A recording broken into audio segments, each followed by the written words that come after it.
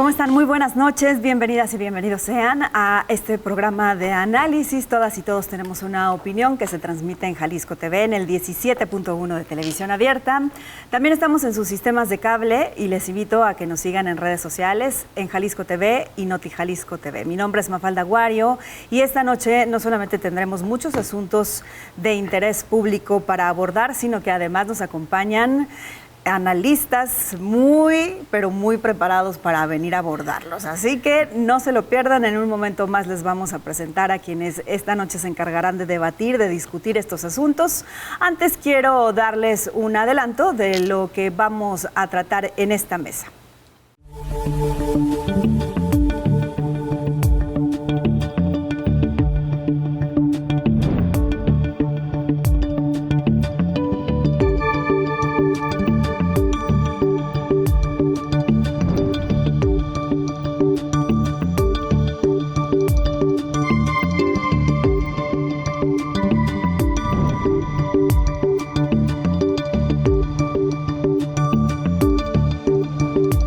Para discutir sobre estos asuntos se encuentran en la mesa de análisis de Jalisco TV Alberto Razo, activista y creador de contenido. Buenas noches, Alberto. Hola, ¿cómo estás, Maf? Todo bien, muchas gracias.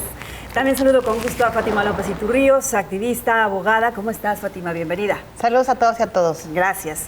Está con nosotros Manuel Baeza, periodista y analista político. Manuel, buenas noches. Hola, muy buenas noches a todos. Gracias por recibirnos. Gracias también por estar aquí esta noche a Fernanda Dudet, creadora de contenido y analista. ¿Cómo estás, Fer? Buenas noches. Hola a todos.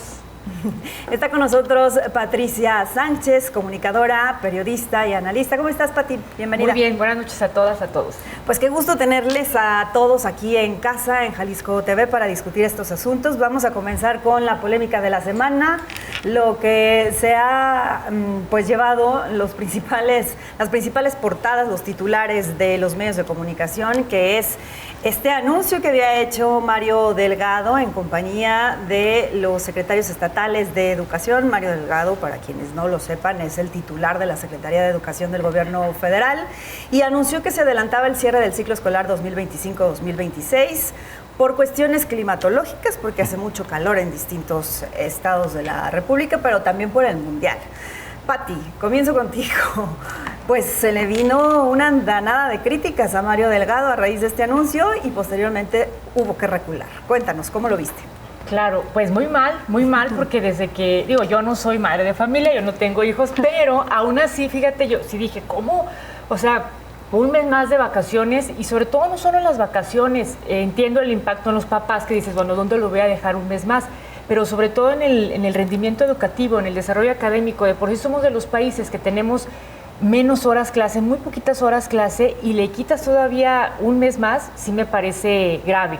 Tuvo que recular después de lo que dijo la presidenta, y entiendo que puede haber otros intereses ahí con los sindicatos y demás, pero me parece que la forma en la que lo manejaron, pues sí estuvo muy mal. Escuchaba yo al secretario de aquí de Educación, Juan Carlos Flores Miramontes, que decía, desde un inicio nosotros no estuvimos de acuerdo. Ahí nos queda un poquito la duda, luego de que lo vimos en la primera reunión con todos los secretarios, parecía que estaba de acuerdo, ¿no?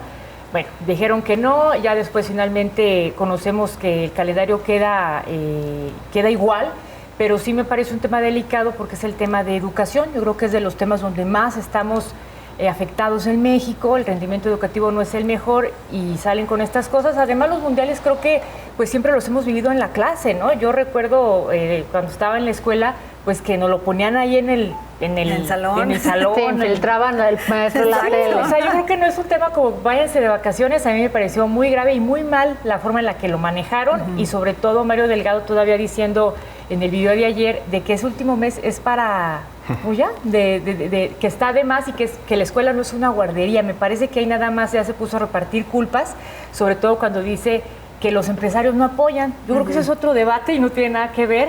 Pues ya se entrampó el tema, pero pues sí, de entrada muy mal lo que pasó a finales de la semana pasada. Sí.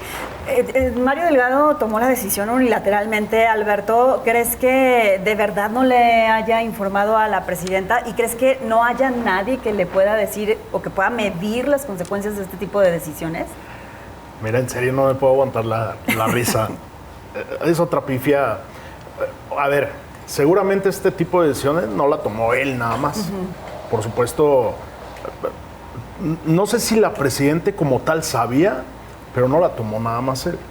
Ahora, después la presidenta salió a respaldar al cuate. O sea, después de toda la hondanada que se le vino, salió a respaldarlo. Otra pifia de la 4T, digo, no sé si de la 4T como tal, pero otra pifia de estos cuates. No sé, como que me da la impresión que Mario Delgado imaginó que iba a ser una decisión, pues, populista, o sea, que todos íbamos a decir, ay, güey, qué chido, otro mes de vacaciones, que a toda madre. Pues no, al contrario. Y a mí me dio mucho gusto porque quiere decir, pues, que al final los mexicanos no somos tan ignorantes, pues, como ellos creen. Me encantó que todo el mundo levantáramos la voz. Claro, por supuesto. Sí, mira, puede ser que tal vez, pues, los papás que, digo, los hijos otro mes en la casa, que se les complica, sí, por lo que sea. Pero mejor que se vayan a estudiar los niños. Mejor. Ya lo decía Pati, Fer, quedaron al descubierto varios elementos que la verdad son de preocuparse y yo creo que sí deberían de quedarse instalados en la conversación pública, como el hecho de que eso que tanto cantan del sistema de cuidados que se está fortaleciendo, pues en realidad no hay tal, porque pues fue la primera razón por la que muchos padres y madres de familia protestaron, ¿no? La otra cosa es la falta de aprovechamiento del ciclo como tal, porque si él mismo reconoce que hay un mes entero en el que ni siquiera hay clases, sino actividades diversas, y por otro lado también pues la falta de compromiso de todos los sectores involucrados, ¿no? Por ejemplo, el empresarial, que a la mera hora pues sí protestan porque se quieren mandar un mes más de vacaciones, pero no hacen nada tampoco para que sus trabajadores pues tengan las oportunidades de cuidar. Fue un accidente muy interesante porque era como, compa, deja de balearte los pies, o sea, cierra la boca, que alguien le cierre el internet y el micrófono a este señor en algún momento, porque sí, por un lado ves a un secretario que realmente pues no le importa la educación en el país, porque voltea y dice, el último mes no hace nada, compa, ¿cómo te explico que esa es tu responsabilidad? Exacto. O sea, si hay alguien responsable en el país de que ese mes sí se hagan cosas, eres tú, ¿no? Que no tiene, parece ser que no tiene un diálogo claro con la presidenta, donde no se sentó a pensar, porque quieran que no, así como pasó con López Obrador, con el Sheinbaum tiene que tener cierta gracia, si ganan o no las próximas elecciones tiene que ver con el desempeño que tenga Morena como tal, y ahorita el rostro oficial de Morena es Sheinbaum. Entonces, ¿cómo no te sientas con tu señora presidenta para ver a nivel discurso qué le conviene a ello? Tercero, ¿por qué no? O sea, que siempre han traído este discurso de primero los pobres y todo. O sea, son los más afectados, porque al fin y al cabo muchas personas, por ejemplo, yo incluida, sí te meto una frega, pero tengo la fortuna de tener el respaldo de mi familia, del padre de mi hijo, pagar una guardería, que ya ni hablemos de las guarderías que se cancelaron, de no hablar con otras secretarías, de traer este discurso de decir, esto no reacciona, el sistema escolar no reacciona al mercado y sus necesidades. ¿Y qué es el mundial? O sea, modificar todo un plan de estudio nada más por un capricho del mundial. ¿Qué es? Entonces creo que por donde lo vean, el sujeto, o sea, sí cometió una serie de cosas que no sé si la va a poder librar, porque a los papás sí nos puso los nervios de punta durante un rato, y cuando se meten con nuestras crías y es como de, no, a ti no te quiero en próximas posiciones de poder. Claro. Otro elemento, Fátima, pues es las carencias que tiene también la infraestructura escolar, ¿no? Si está haciendo mucho calor, que es insostenible para niñas y niños en ciertos lugares de la República, pues es también porque no has atendido esa problemática. Y es que parecería que tendríamos que repetirles una y otra vez cómo hacer la tarea. Así que realmente parecemos los maestros de los alumnos, porque no entienden que si hay un calor excesivo y que si puede causar daños a los alumnos y alumnas es porque no tienen la infraestructura. Entonces es cuando nos preguntamos, ¿dónde está el presupuesto que tendría que haber llegado? Y aparte de todo, al querer cerrar por este dicho de que hace mucho calor, están dejando de lado su responsabilidad para que en vez de que tengamos aires acondicionados, ventiladores, presupuesto para que se pueda dotar a todas las aulas de un espacio abierto que pueda permanecer, que los alumnos estén cómodos, preferimos mandarlos a sus casas. Es decir, no asumimos la falta que tenemos como Estado en responsabilizarnos y hacer que los niños puedan estudiar en las mejores condiciones. Nada más repartiendo culpas, pero no aceptando ninguna responsabilidad, ¿no? Políticamente, Manuel, ¿qué costos va a tener este episodio? Todavía no sé cuál es el costo real, pero sí va a haber un costo político grande, ya lo están sintiendo. Sobre todo porque aquí hay dos discusiones en torno a este tema. Uno es por qué lo hicieron, o sea, cuál era el argumento final para hacerlo. El argumento del calor me parece banal. Digo, no es la primera vez que hace calor en México. Los estados tienen la facultad, dependiendo del clima o del estado del tiempo en ciertos momentos, ocurre aquí en Jalisco, que digan, hace mucho frío, vamos a suspender las clases o vamos a modificar los horarios. Hace mucho calor, pues no iremos a clases mañana y pasado, que va a haber un calor extremo. Eso se ha hecho siempre, o sea, el calor no puede ser un pretexto para tal. Y lo del Mundial, pues efectivamente, al menos los veteranos, pues veíamos el Mundial digo, cuando se prestaban las condiciones, pues lo veías en tu salón y luego ya seguía todo normal. No sé si tiene este componente de que querían limpiar la ciudad para que no hubiera tráfico, porque sí es cierto que el tráfico de las escuelas aumenta como un 25% en un día normal.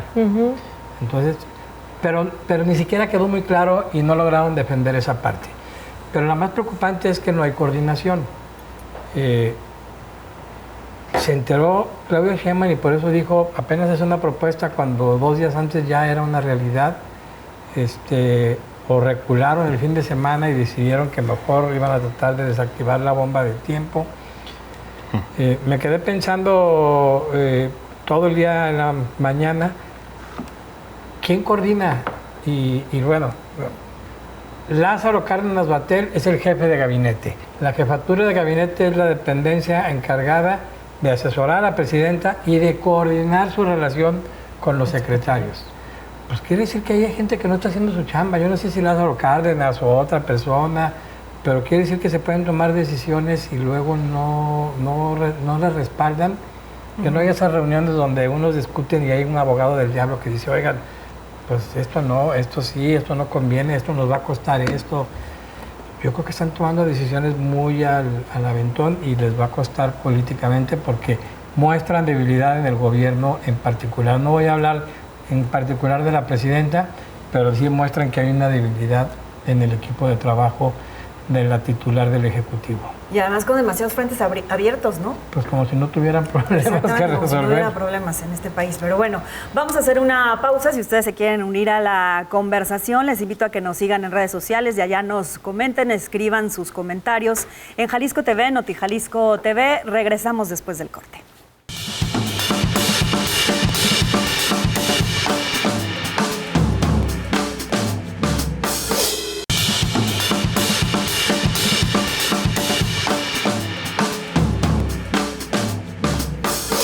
Estamos de vuelta con más de Todas y Todos tenemos una opinión para seguir abordando los temas de la agenda pública. Están en nuestro país integrantes de la Comisión Interamericana de Derechos Humanos que vienen a presentar el informe sobre desaparición de personas en México, que se suma a lo dicho ya por el Comité de Desaparición Forzada de la ONU, de lo cual también ya hablamos aquí en esta mesa ampliamente. Ayer la presentación fue en la Ciudad de México, donde lo que más llamó la atención tal vez, porque en realidad los aspectos que se informaron pues ya son del conocimiento público, ya son cuestiones que se han analizado, investigado y estudiado aquí mismo en México, pero lo que más llamó la atención es la fortaleza, la valentía de las madres, de las mujeres buscadoras que estuvieron presentes en esta conferencia de prensa y que hicieron un enérgico llamado a los gobiernos para que de una vez por todas se tomen esto en serio y les hagan caso. Fátima, danos tus impresiones acerca del informe y de lo que se presentó ayer. Realmente fue un informe muy impecable, no fue fallo en ninguna de las cifras que estaban señalando. Más de 128,000 personas desaparecidas, 18,000 menores de edad. Tenemos a más de 70,000 cuerpos en guardia y custodia del Estado sin que se hayan identificado. Tenemos a mujeres que relataron que tienen que pasar días enteros revisando fichas y fotografías porque no hay un sistema que les pueda decir cuál es el cuerpo que están buscando. Pareciera que todo lo que hemos invertido en fotografías, en estudios, en ciencias forenses, no está funcionando. Tenemos un problema terrible de desaparición de personas en México que también ya roza la desaparición forzada, porque tanta desaparición de personas no puede ser normal y natural. El Estado también se ha visto involucrado. Y ahora sí, esto no tiene que ver con partidos, esto es algo de todo el país. No podemos decir que solamente fue tal partido o tal estado o tal color, no. Aquí todos los estados de la República se han visto envueltos y en todos los estados de la República tenemos el mismo problema, la falta de interés. Sabemos que hay estados que están más perjudicados, Jalisco, Sinaloa, Michoacán, entre otros, Guerrero, pero tal pareciera que por más que levantamos la voz y pedimos auxilio para que volteen a ver esta problemática, a los gobiernos no les interesa. ¿Por qué? Porque es más fácil ganarse likes y ganarse fotos o votos a través de una imagen bonita que a través de escuchar a una madre que está buscando a su hijo durante bastante tiempo. En el informe estaba la titular de un niño que busca desde hace 8 años. Y lo peor que pasa es que cuando se involucran las madres, jalan también al papá o al hermano y también desaparecen. Y el resultado es que estaba en malos tratos, es que andaba en malos pasos, es que siempre andaban todos en la droga o en el narco. Y no es así. Simplemente que ya se nos hizo costumbre el decir que estaban en malos pasos para no tomarse en serio las noticias y buscar el tema de la desaparición. Y último dato, en Suecia desaparece una niña e inmediatamente la alarma sale a nivel nacional en el celular de todas las personas, se les avisa que desapareció y se hace un proyecto de búsqueda inmediato, donde la población deja de trabajar para buscarlo en la zona.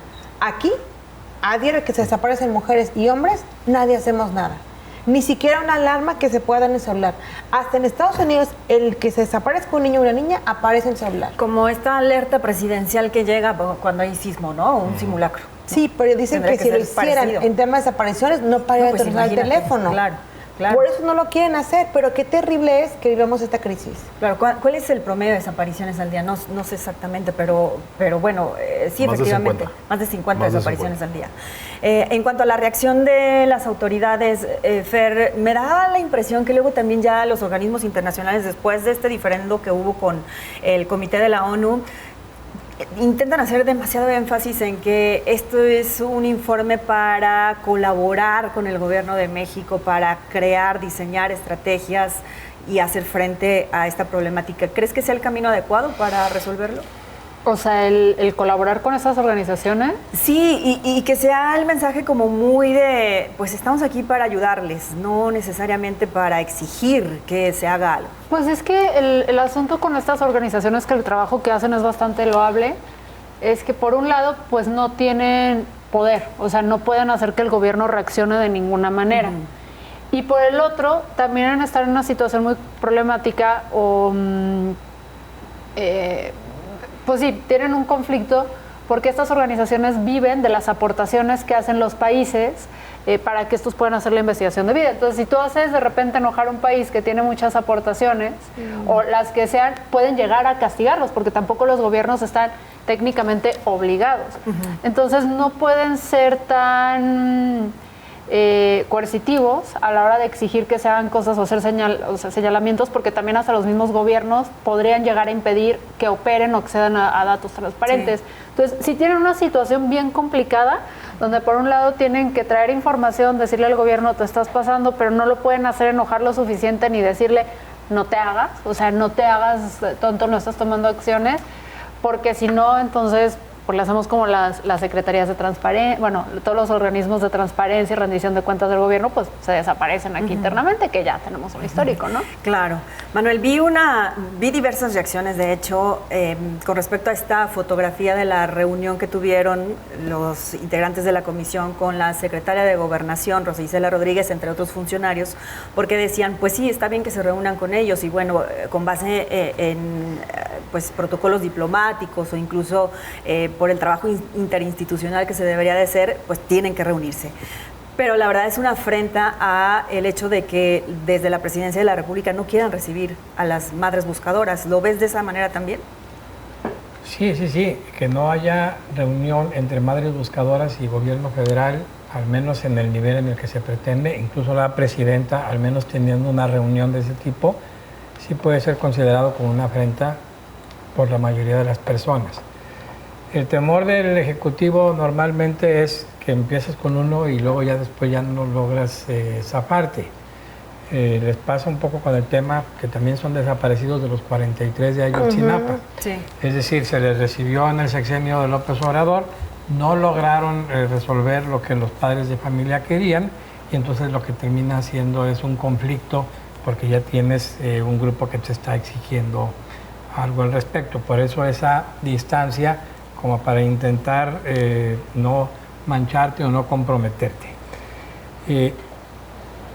Comisiones como esta Interamericana de Derechos Humanos, vino la ONU, su obligación es reunirse con el gobierno, porque el garante o el que es el responsable de la seguridad y de las no desapariciones tendría que ser el gobierno federal, no los padres de familia, no otras organizaciones. A quien tienes que llegar y decirle, no estás haciendo bien tu trabajo, es al gobierno federal y estatal. Claro, digo, oye, cuando tú estás en tu trabajo y viene alguien y te dice, estás haciendo mal las cosas, te enojas.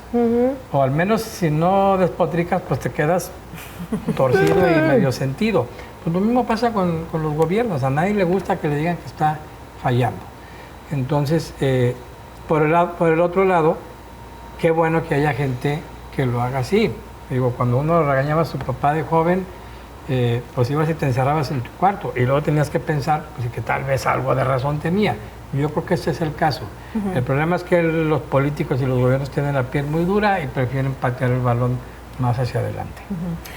¿Cuál crees que tendría que ser la reacción del gobierno federal? O bueno, en realidad del Estado mexicano, porque también insisten mucho en eso. Es el Estado mexicano el responsable. No se trata únicamente de esta administración o de este gobierno o de los gobiernos municipales o estatales, sino del Estado mexicano en su conjunto. Alberto, ¿cuál crees tú que deba ser su reacción? A ver, yo creo que el primer paso para solucionar un problema debe ser aceptar que tienes un problema.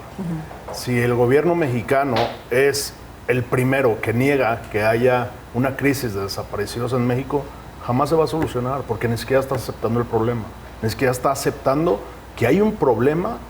O sea, a ver, ahorita dijo Fátima, en Suiza desaparece una niña o cualquier ser humano y yo te aseguro que hacen un despapalle. Aquí desaparece una persona y ya estamos acostumbrados, o sea, es normal. Estamos hablando de un país donde desaparecen 50 personas mínimo diario. O sea, no debería desaparecer ni una, no es normal eso. Entonces, si el mismo gobierno, fíjate, el otro día estaba leyendo, ahora con el Mundial, que lo quieren hacer muy visible este problema. Sí. Van y pegan las madres buscadoras las hojas estas con sus desaparecidos y el gobierno llega y las quita en 30 minutos. En 30 minutos está limpio otra vez. Van y las vuelven a pegar y en 30 minutos otra vez ya están limpios. O sea, no estás aceptando ni siquiera el problema. Creo que ya desde ahí estás empezando con el pie izquierdo. Yo, mientras no acepte el problema el gobierno, yo creo que va a ser muy difícil darle un resultado para bien a este tema, la verdad. ¿Tú qué piensas, Pati, sobre este asunto? Y esto último que acaba de decir Alberto, de que los colectivos efectivamente han adelantado que piensan aprovechar el foco del Mundial como un evento masivo internacional para llamar la atención sobre esta crisis. ¿Qué crees que vaya a pasar en ese sentido? Híjole, bueno, sobre el informe, a mí me parece bueno que lo tomamos en cuenta como sociedad también, porque de repente el tema de desaparecidos siento que ya lo vemos como un paisaje, ¿no? O sea, ¿cuántas veces, por ejemplo, pasamos por la glorieta de las y los desaparecidos, la de niños héroes, y ya lo normalizamos, ¿no? Como tapatíos ya para nosotros es muy común ver estos carteles. Para los turistas que vengan muy probablemente no. No creo que sea común para ellos ver por qué tanto desaparecido, pues qué está pasando. Es una crisis que tenemos por años y lo que nos presenta esta comisión es un diagnóstico que no lo tenemos. O sea, aquí en Jalisco tener un diagnóstico de quiénes desaparecen, de qué edades y por qué, más o menos creo que se ha ido definiendo el tema, por ejemplo, con las ofertas de empleo falsas, ¿no? De la central camionera, que es como el mismo modus operandi y demás. Pero aquí lo que ellos señalan es una crisis muy grave y sobre todo la impunidad, ¿no? Dicen, ¿por qué se sigue dando el problema? Porque hay impunidad, no hay castigo, no hay sanción. Señalan algo muy importante, reconocen que hay una Comisión Nacional de Búsqueda, pero dicen no es suficiente porque cuando desaparece alguien, lo que ya ponían sobre la mesa, no lo buscan inmediatamente. Hay que esperar 24, 48 horas y los finales pues, son lamentables. Entonces, ¿qué es lo que va a pasar? Pues que sea visible para el mundo, para los turistas, más de lo que a lo mejor ya está haciendo para ellos, cuando el momento de que digan, bueno, voy a ir a Guadalajara a ver qué hay, seguramente en los titulares pues les brincan estas notas de desaparecidos. Para nosotros, de repente siento que ya es un paisaje, no debe de serlo, y para las autoridades menos, pues que bueno, ojalá que hagan ruido, que levanten la voz. No sé si se consiga algo, lamentablemente, pero por lo menos no dejan de señalar y de exigir el problema que tenemos en esta ciudad sobre todo, y bueno, en México, por supuesto. Bien, tenemos que hacer una nueva pausa, pero regresando al corte vamos a seguir hablando un poco sobre esto a través de otro asunto que pasó también el fin de semana. Así que les invito a que se queden. Aquí en Todas y Todos tenemos una opinión. Esto es Jalisco TV. Regresamos.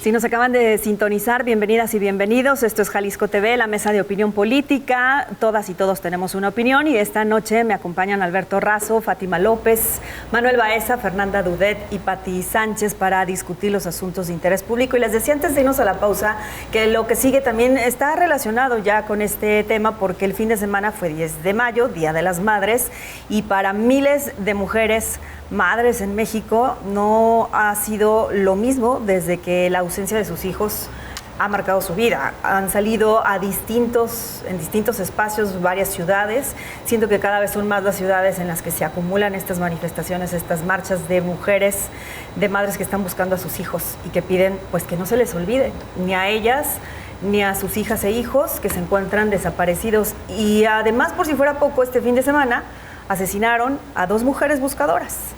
Se van sumando los hechos violentos, Manuel. ¿Qué podemos hacer con esto y con que también estemos normalizando que salgan a las calles el 10 de mayo madres a pedir que regresen sus hijos? Sí, se va a oír feo, pero se ha convertido en parte del paisaje que las madres tengan que salir a marchar el 10 de mayo. Que es una fecha muy significativa, obviamente, es decir, sobre todo en México es una fecha muy, en particular, muy celebrada.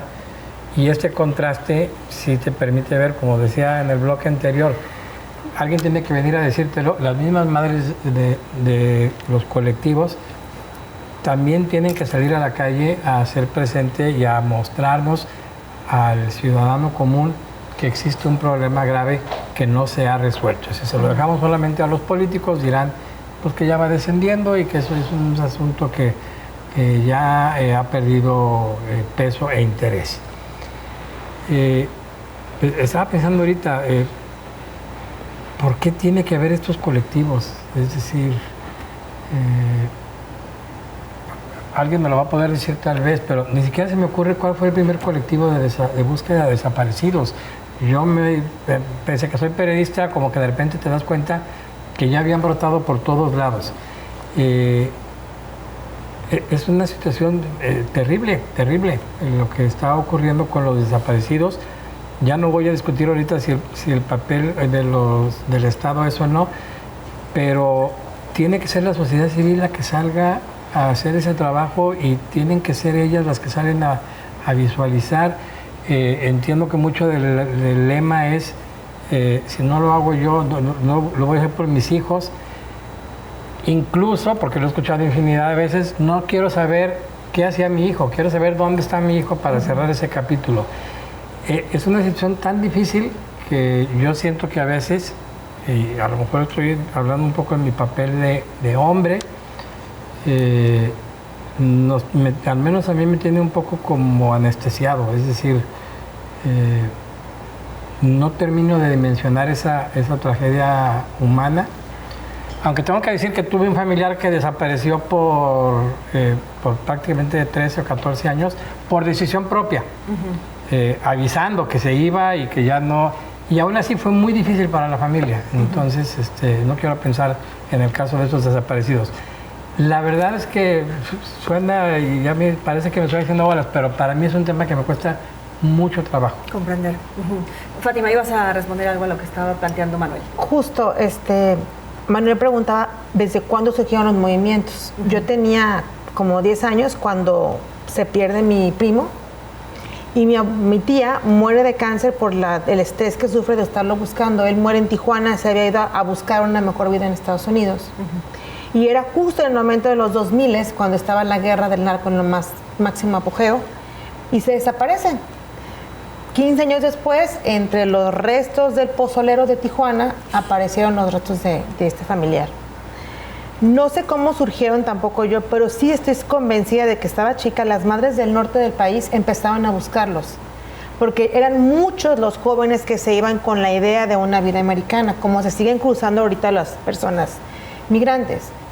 Y desde ahí empezamos a ver el incómodo que es el que preguntes por alguien, porque siempre te revictimizan a decir que es la culpa de la persona por haberse ido, por quererse cruzar, por querer tener una mejor vida, y el sufrimiento que dejan es mayúsculo. Si las madres toman el 10 de mayo para visibilizar este día, es porque se dan cuenta que es de la única manera en que realmente van a tener tantita empatía en el sufrimiento de ver perder a un hijo. Porque en el día a día ni siquiera nos importa lo que esté pasando. ¿Por qué? Porque las damos por sentadas, se quitan las cédulas, el gobierno dice que hace cosas y quizás sí las haga. Pero hay tantos cuerpos, o sea, 70,000 cuerpos que están en todo el país regados, sin identificar, es una cantidad enorme. Y se requiere por lo menos unas 10 horas para poder hacer lo que tengas que hacer con el cuerpo y tener la ficha. Pero estamos tan atorados en esta parte de no generar presupuesto para que se hagan verdaderas indagatorias, que también el Poder Judicial nos queda de ver por qué tampoco presiona. Y aquí volvemos a voltear hacia la Comisión Nacional de Derechos Humanos, cuya titular fue víctima de un tema de desaparición y que se niega a ver la crisis real. Así es. Y bueno, justamente esta temporalidad de la que hablas me parece que dio pie a la creación de colectivos que buscaban a personas que la desaparición tenía que ver con hechos violentos o con actos de violencia proveniente de la guerra contra el narco, ¿no? Pero pues creo que también hubo movimientos a raíz de la guerra sucia. Totalmente, ¿no? Y todas las personas que llegaron a cruzar y por interés se llevaron. Así es. Alberto, ¿por qué no les hacemos caso a las madres buscadoras? Yo sí les hago caso, hasta las apoyo. No, la verdad es que se me hace un tema, así como Manuel, como Fátima, que también se ve que le toca, a mí también es un tema bien complicado. Gracias a Dios yo no he vivido de cerca algo así, gracias a Dios. Pero imagínate el infierno que ha de ser tener un hijo desaparecido y que todavía el 10 de mayo tengas que salir a exigirle a las autoridades que te volteen a ver, que te hagan caso. O sea, debe ser un infierno. Yo la verdad es que siento mucha empatía hacia esas personas porque yo imagino a mi mamá rascando la tierra con sus manos buscando a alguno de nosotros, a alguno de los hermanos, y la verdad es que se me hace, no sé, y todavía están arriesgando su vida por buscar a sus hijos. Ahorita tú lo dijiste, mataron a la mamá y a la hija. Así es. Buscadoras. O sea, es muy lamentable. Se me hace, ahorita que Fátima decía, yo también traía ese número, 70,000 cuerpos. El otro día leí que un padre estuvo buscando 10 años a su hijo y el chavito estuvo en el CEMEFO esos 10 años. Y con ese han sido muchos casos. ¿Ya? Muchísimos. 70,000 cuerpos. Imagínate, yo te aseguro que de los 130,000 desaparecidos, ahí están un montón. Sí. Ahí están un montón. ¿Cómo es posible que no puedan hacer nada? ¿Cómo es posible? O sea, no, se me hace un tema que muy complicado, pero si el gobierno no agarra al toro por los cuernos, hombre, no va a pasar nada, desafortunadamente. Fer, ¿crees que sea posible saldar esta deuda con las madres buscadoras? No, imposible, porque cualquier cosa que se haga de aquí para adelante es como estás haciendo tu mínimo trabajo. En el momento en el que nosotros elegimos a los oficiales que tenemos, a los gobiernos, les estamos dando el uso exclusivo de la fuerza.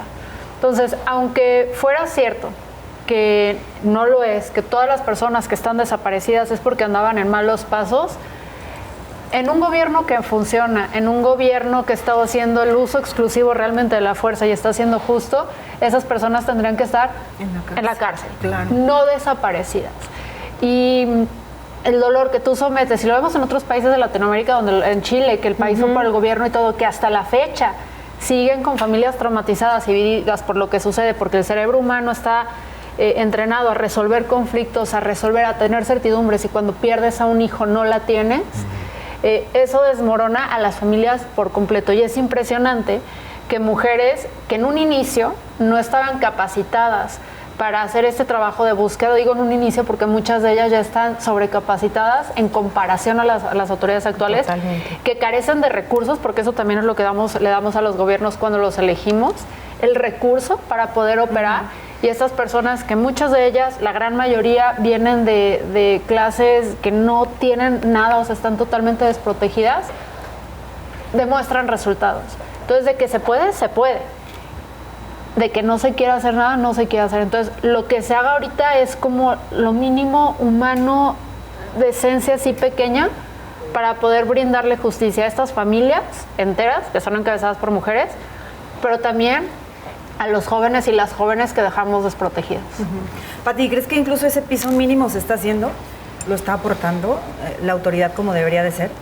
No, yo creo que tampoco. La verdad es que ya las autoridades dejaron en manos de las madres buscadoras todo lo que se tiene que hacer para el tema de desaparecidos, porque el decir es una madre buscadora, yo lo veo como que ya es un título que se van ganando ellas cuando pierden a un hijo, a una hija, y empiezan ellas a hacer la labor que el Estado, que los gobiernos ya no hacen, porque incluso ellas les llevan el trabajo, es decir, encuentran restos, ¿no? O piezas fragmentadas y las llevan, llaman a las autoridades y demás. Ellas se quejan mucho que aparte de que las dejan solas, porque ellas trabajan solas. Un sábado en la tarde, un domingo en la tarde, cuando todos vivimos nuestro fin de semana, muchas están excavando. No nos vayamos lejos, ¿no? Aquí en Tlajomulco, en El Salto, en las casas que están abandonadas, están buscando en los positivos que les dan el aviso, pero están solas, o sea, en total desprotección, vulnerables. Y una vez que ya los identificaron, hablaron las autoridades para que los restos que ellas encontraron, estos hallazgos, se identifiquen, pues muchas veces pasa mucho tiempo o nunca se logran identificar, ¿no? Porque ellas, la certeza que no tienen es si estos restos que encontramos, que estamos excavando, son de mi hijo, de algún familiar de ellas, no lo saben pronto. Es decir, ellas hacen el trabajo que ya el gobierno pues dejó en manos de ellas, como que ya dejaron de atender esta parte, y el trabajo que ya les llevan para que la autoridad haga lo que le corresponde, tampoco le dan un seguimiento como debería de ser adecuado. Las vemos, ¿no? Ahí en el CEMEFO afuera, tratando de tener más información y no la tienen, lamentablemente. Desprotegidas, casi en el abandono, ¿no? Bueno, tenemos que hacer una nueva pausa. Regresamos con otros dos asuntos para que no le cambien, para que se queden aquí en Jalisco TV, 17.1 de televisión abierta. Volvemos.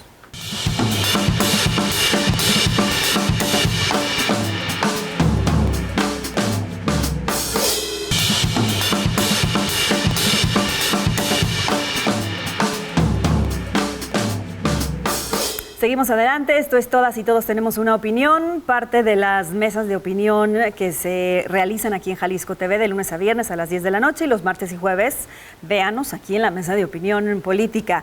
¿Qué está pasando en Zacatecas, Alberto? Una protesta de productores del campo, de productores frijoleros sobre todo, pues derivó ya en una serie de manifestaciones ciudadanas en contra del gobierno de pues uno de los Monreal, de la dinastía Monreal, David Monreal. A ver, ¿cómo estás viendo tú esto que se está desarrollando allá?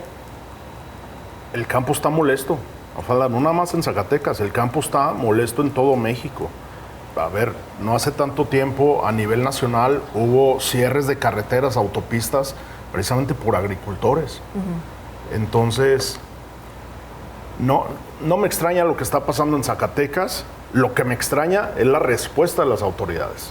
O sea, un gobernador tan corrupto es el peor calificado, no sé si ustedes sabían, es el peor calificado en todo México. Uno de los Monreal. Y en prácticamente todas las encuestas, ¿no? Claro, en todas las encuestas es el peor calificado. No me extraña, pues. Lo que me extraña es la respuesta que tuvo hacia estas personas. Los agricultores comenzaron, después se unieron estudiantes, maestros, y resulta que detuvieron a estudiantes y maestros y estaban desaparecidos. Hasta hace poquito los soltaron. Seguramente los golpearon. Todo esto te habla de que por la paciencia de las autoridades no es mucha. O sea, pero ¿sabes qué? La paciencia del campo creo que ya está llegando a su límite. Y ojo, porque los agricultores son bravos. Sí. Son muy bravos. Manuel, ¿se trata de protestas ciudadanas legítimas o aquí ya está inmiscuyéndose el asunto político de cara al proceso electoral de 2027, donde en Zacatecas se va a renovar la gubernatura? En principio diría que no está politizado, en principio. Sí. Zacatecas es el principal productor de frijol del país. Los datos aquí tengo, 36% del frijol que se produce en México viene de ese estado vecino. O sea que si te comes un taco de frijoles, hay muchas posibilidades de que el frijol venga de muy cerca. Está ocurriendo lo mismo, como decía Alberto, que está ocurriendo en otros estados, con limoneros, con agricultores del maíz, con gente que siembra ejote, en fin. Brincan los problemas porque también son medio estacionales, es decir, los ciclos de siembra de uno y de otro son diferentes, pero quiere decir que si ahorita no tenemos un problema que ya se solucionó en el del maíz, les brincó ahora en el lado del frijol. ¿Qué están pidiendo? Pues precio de garantía, que eso es algo al que se acostumbró durante décadas al campo, y además pues como que les hicieron una promesa, tengo aquí, que les iban a recibir 1.500 toneladas de frijol, que a final de cuentas pues no se los compraron los del Programa de Alimentación para el Bienestar. Es decir, se están quejando de que se les está cayendo el precio del frijol y por eso se molestan. El asunto es que salen y protestan, y la respuesta del gobierno, que no es negociar o tratar de encontrar una alternativa. Aquí en Jalisco el gobierno federal puso una parte de un subsidio y el gobierno estatal puso otro. Pues aparentemente allá como que no le encontraron por qué preocuparse, y pues retiraron a los agricultores, a gente que estaba apoyándolos, estudiantes, miembros de sus familias, y entonces lo único que hicieron fue alborotar más el gallinero, como suele ocurrir en esos casos. No descarto, porque eso también, pues que es un estado, insisto, muy politizado y con mucha violencia, pues a lo mejor alguien está tratando de mover ahí y de agitar las aguas para ver si se deshacen de la monarquía de los Monreal. Pero yo creo que de principio es un asunto menos político y más real para de los molestia social. agricultores. Fer, ¿querías aportar algo? Que al fin y al cabo no importa si inicia como ciudadano y luego se suma, porque el problema de fondo, la base es real, y también habla de un gobierno que carece de creatividad. ¿A qué me refiero? Si los ciclos son obvios, si realmente tienes una comunicación constante con el campo, estás al tanto de lo que está sucediendo, o sea, los agricultores ya sabían que este año venía bueno, sobre todo en comparación al pasado, y no lo supieron así como un lunes y el martes ya tenía que comprar el gobierno el frijol de acuerdo al precio asegurado.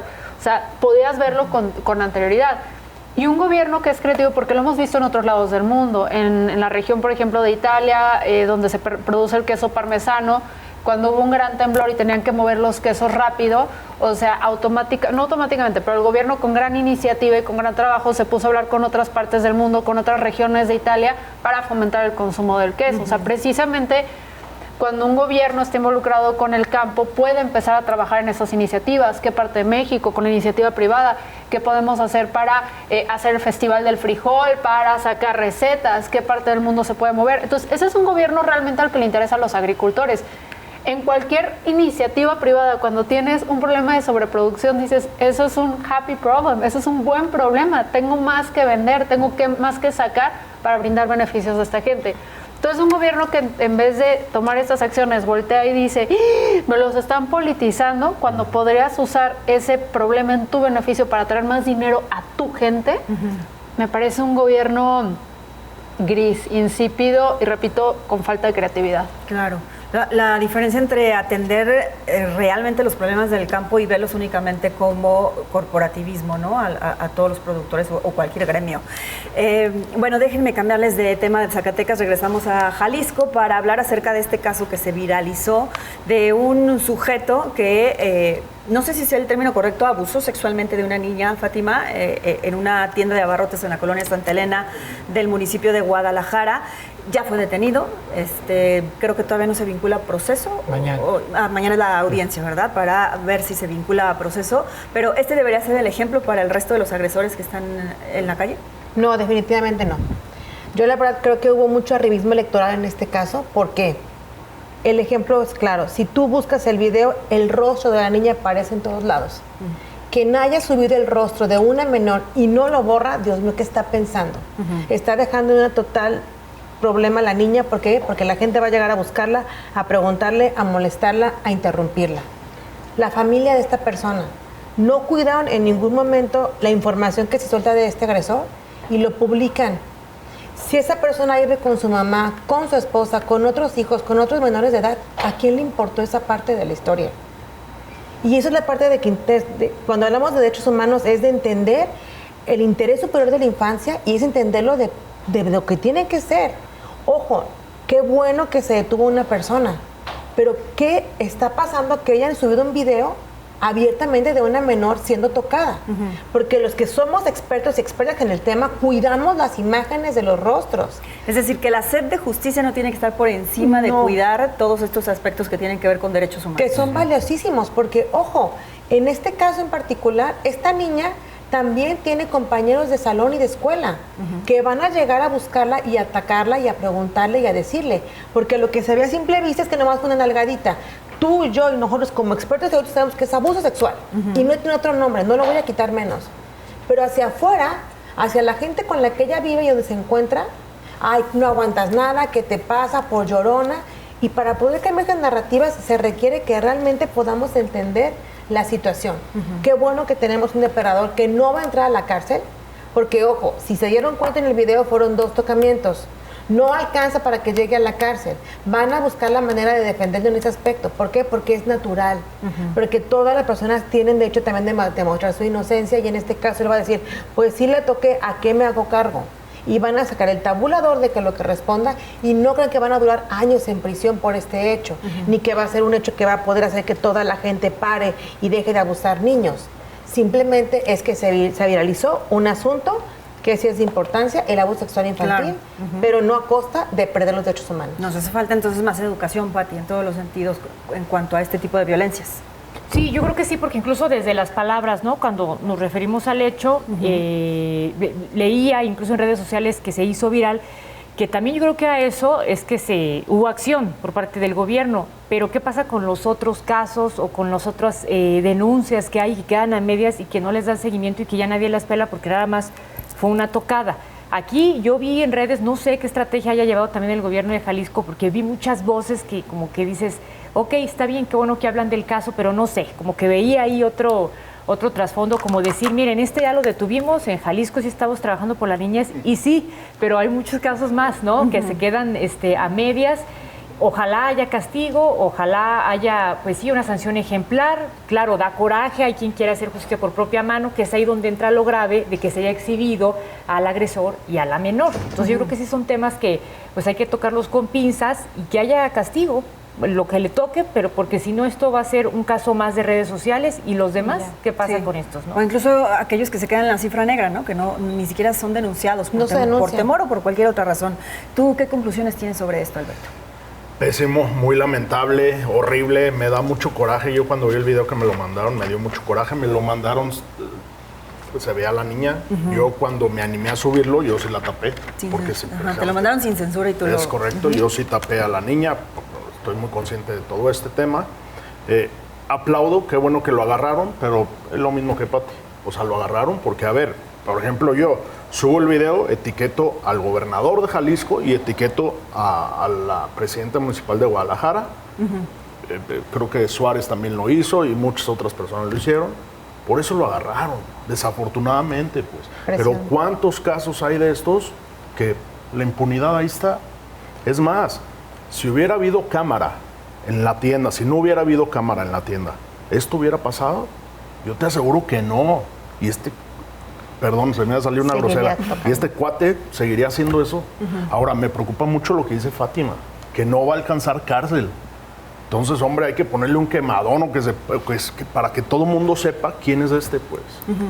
Algo breve, Sí, o sea, creo que ahí también como sociedad tenemos una responsabilidad de cuando vemos que un caso no va a proceder como creemos que sería justo o que sería adecuado, intentar hacer de una persona el ejemplo realmente no trae un beneficio a otros casos. Donde nos debemos centrar es en empujar con los legisladores para que realmente haya modificaciones a la ley, que ese tabulador, que esas cosas realmente engloben a la problemática y no nada más solucionamos, porque está para el sol con un dedo. Entonces, Como ciudadanos yo creo que hay 2 llamados claros que sí nos tocan a nosotros, perdón, al equipo de producción que le golpeó el micrófono, que el primero es entender y conocer precisamente el derecho de las personas que son víctimas y estar conscientes que las redes tienen un impacto mayor para poder operar, ¿no? O sea, el que tú veas que de repente alguien sube un video de alguien que es víctima y lo sube sin censurar, oye, aguas, pasa la información, infórmale.